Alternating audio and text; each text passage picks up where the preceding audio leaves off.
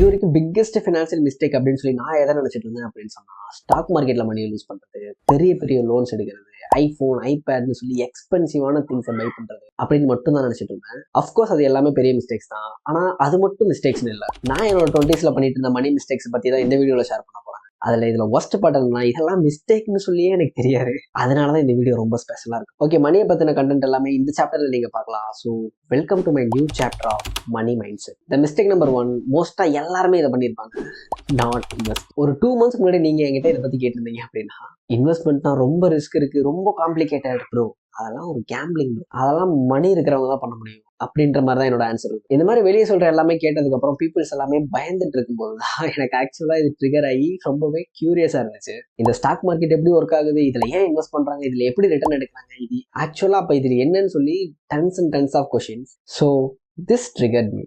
And finally one day I asked to myself, if millions of people investing every month, how does this actually work? And இந்த ஒரு question எனக்கு 100 questions open பண்ணி விட்டுருச்சு. ஒரு ஷேரை எப்படி வாங்கணும், ஒரு கம்பெனில ஷேர் வாங்கினா அது எப்படி நமக்கு ரிட்டர்ன் வரும், ஏன் இந்த ஸ்டாக் மார்க்கெட்னா எல்லாருமே ஒரு சீக்ரெட் வேர்ல்டு மாதிரி ஏன் கொஞ்சம் பேர் மட்டும்தான் பேசுறாங்க, அண்ட் அதை கொஞ்சம் பேர் மட்டும்தான் பண்ணவும் செய்யறாங்க, எப்படி இருக்கிற பணத்தை எல்லாத்தையுமே அதுல போட்டு க்ரோஸ் அண்ட் க்ரோஸா மேக் பண்றாங்க, எப்படி அதுல எல்லாத்தையுமே போட்டு எல்லாத்தையுமே லூஸ் பண்றாங்க. இந்த மாதிரி ஒரு மாதிரி மைண்டே கொலாப்ஸ் ஆயிடுச்சு எனக்கு. இது எல்லாத்துக்குமே சொல்யூஷனா தான் I started learning stock market. ரொம்ப ஸ்லோவா ஆக்சுவலா பேசிக்ஸை பத்தி, இண்டெக்ஸ் பண்ணா என்ன, நிஃப்டி 50னா என்ன, எது எப்படி க்ரோத் இருக்கும், அந்த மாதிரி பேசிக் ஸ்டப்ஸ் எல்லாத்தையுமே நான் சொல்லிட்டு இருக்கேன். ரொம்ப எக்ஸ்பர்ட்டான கான்செப்ட்லாம் நான் சொல்றேன். இந்த மாதிரி எனக்கு தெரிஞ்ச எல்லாத்தையுமே நான் அப்கமிங் வீடியோஸ்ல ஷேர் பண்றேன். ஸோ அதுக்காக இப்பயே என்ன ஃபாலோ பண்ணி வச்சு. கடைசியாக தான் எனக்கு புரிஞ்சது, என்னோட பிக்கஸ்ட் மிஸ்டேக் வந்து ஸ்டாக் மார்க்கெட்டை அவாய்ட் பண்றதுனால இல்லை, அண்டர்ஸ்டாண்ட் பண்ணிக்காம அதை அவாய்ட் பண்ணது தான். அண்ட் அதுக்கப்புறம் என்னோட செகண்ட் மிஸ்டேக் என்னன்னா, எமர்ஜென்சி ஃபண்ட். நமக்கு எல்லாமே தோணும் இல்லையா, நமக்கு என்ன ஆக போகுது, நமக்குலாம் எதுவுமே ஆகாது அப்படின்னு சொல்லி, அதே மாதிரி கேட்டகரியில தான் நானும் இருப்பேன், எனக்கெல்லாம் ஒண்ணுமே ஆகாது அப்படின்னு. இப்படி இருக்கிற நேரத்துல தான் எல்லாமே வந்து நம்மளை ஹிட் பண்ணியிருக்கு.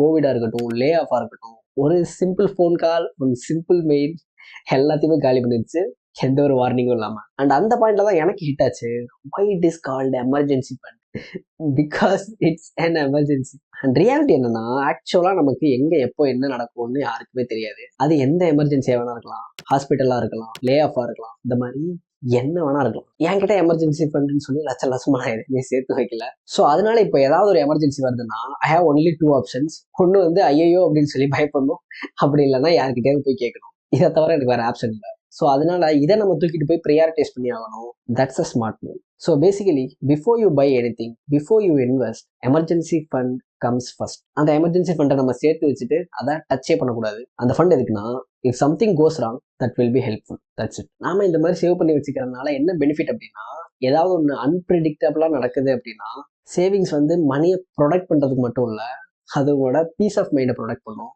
அண்ட் ஹானஸ்ட்லி த பிக்கெஸ்ட் திங்கே அதுதான்.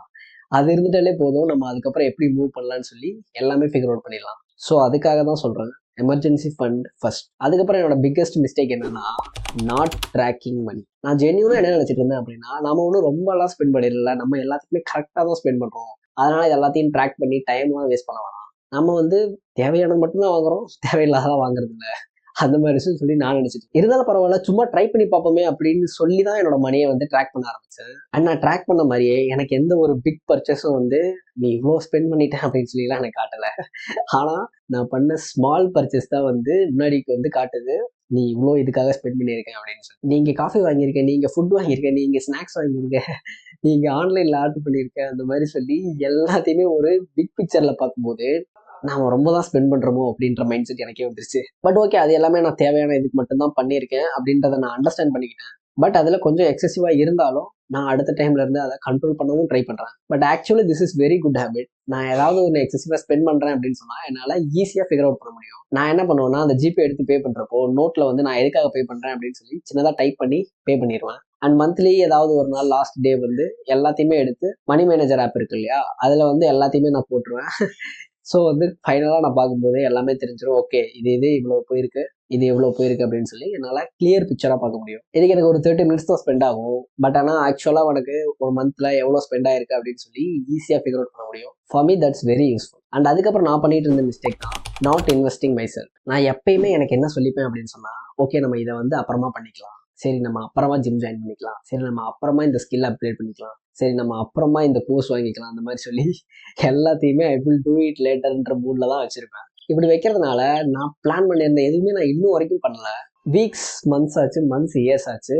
ஸ்டில் எல்லாமே பெண்டிங்ல தான் இருக்கு. இதனால தான் நான் இன்வெஸ்டிங் இன் மை செல்ஃப்னு சொன்னேன். இன்வெஸ்டிங்னா வெறும் ஸ்டாக் மார்க்கெட் மட்டும் கிடையாது. இந்த மாதிரி நமக்கு தேவையான இதை இன்வெஸ்ட் பண்றது தான். ஸோ ஃபைனலாக வந்து ஓகே, இதுக்கு மேலாம் நம்ம வெயிட் பண்ண வேணாம், எல்லாத்தையுமே எதையாவது ஒன்று பண்ணி ஸ்டார்ட் பண்ணிடலாம் அப்படின்னு சொல்லி ஸ்டார்ட் பண்ணிட்டேன். I was started gym, I was started learning about the stock market. அதுக்கப்புறம் யூடியூப் கூட நான் கன்சிஸ்டண்டாக பண்ணிட்டு இருக்கேன், அதை நீங்கள் பார்க்கலாம். இந்த மாதிரி நம்ம செல்ஃப்க்கு நம்மளே இன்வெஸ்ட் பண்ணுறது வந்து ஓவர் நைட்டில் ரிட்டர்ன்ஸ்ன்ற மாதிரிலாம் எதுவுமே கொடுத்துறாது. ஒரே நைட்டில் இது மாதிரி ஆயிடலாம், ஒரே நைட்டில் அது மாதிரி ஆயிடலாம் அப்படின்னு சொல்லி. இதுவுமே நம்ம மணி கான்செப்ட் மாதிரி தான் காம்பவுண்டிங் எஃபெக்ட்ல ஒர்க் ஆகும். இன்னைக்கு நம்ம கன்சிஸ்டண்டாக பண்ணிட்டு இருக்கோம் அப்படின்னு சொன்னால் அதுக்கான ரிசல்ட் ஒரு 3 இயர்ஸ் 4 இயர்ஸ்க்கு அப்புறம் தான் நமக்கு ஷோ ஆகும். ஸோ அதனால அது வரைக்கும் போர் அடிக்காமல் எதையாவது ஒன்று பண்ணிட்டோம்னா தட் இஸ் பெஸ்ட் இன்வெஸ்ட்மெண்ட் அப்படின்னு நான் நினைக்கிறேன். அண்ட் என்னோட final mistake, not learning about money. நாம எல்லாமே ஒரு 10-15 வருஷம் ஸ்கூல் காலேஜ்னு சொல்லி எல்லாமே படிச்சிருப்போம், மேக்ஸு, சயின்ஸு, ஃபிசிக்ஸ்னு எல்லாமே.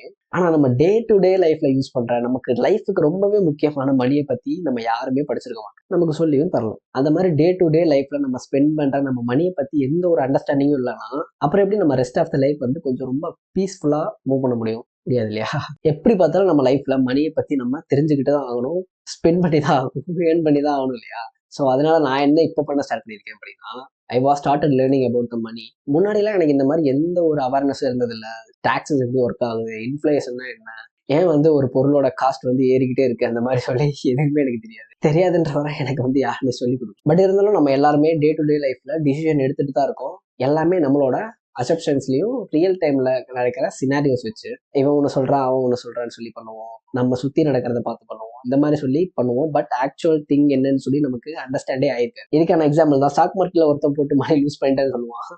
ஒருத்தன் போட்டுட்டு நான் அதுலதான் இருக்கேன், எனக்கு லைஃபே அதான் மாத்திருச்சுன்னு சொல்லி சொல்லுவாங்க இல்லையா? அதை நான் மீன் பண்றேன். நாட் ஓன்லி ஸ்டாக் மார்க்கெட், நமக்கு எல்லாத்த பத்தியும் ஆக்சுவலா என்னன்னு சொல்லி தெரிஞ்சிருக்கணும். அப்படி தெரிஞ்சிருந்தா நம்ம ஸ்பெண்ட் பண்றதும் நம்ம ஏர்ன் பண்றதும் கொஞ்சம் சேஃபா ப்ளே பண்ண முடியும்னு நான் நினைக்கிறேன். அதுக்குன்னு இப்போ நம்ம ரொம்ப தப்பா ஸ்பெண்ட் பண்றோம்லாம் சொல்ல, நம்ம கரெக்டாக தான் பண்ணிட்டு இருக்கோம். பட் ஒரு அவேர்னஸ் இன்னும் கொஞ்சம் எக்ஸ்ட்ராவா கிடைக்கும். அண்ட் இது எல்லாமே ரொம்ப பேசிக் திங்ஸ். நீங்க என்ன எதுக்கு ஃபாலோ பண்ணுவீங்களோ இல்லையா எல்லாம் தெரியாது, இந்த மணி சீரியஸ்க்காகவே ஃபாலோ பண்ணுவீங்கன்னு நான் நினைக்கிறேன். And thank you so much for வாட்சிங். நான் உங்களை நெக்ஸ்ட் வீடியோ பார்க்குறேன். உங்களோட பிக்கெஸ்ட் மணி மிஸ்டேக்ஸ் நீங்க என்ன பண்ணீங்க அப்படின்றத கமெண்ட்ல சொல்லுங்க. நான் உங்களை நெக்ஸ்ட் வீடியோவில் பார்க்குறேன். பை.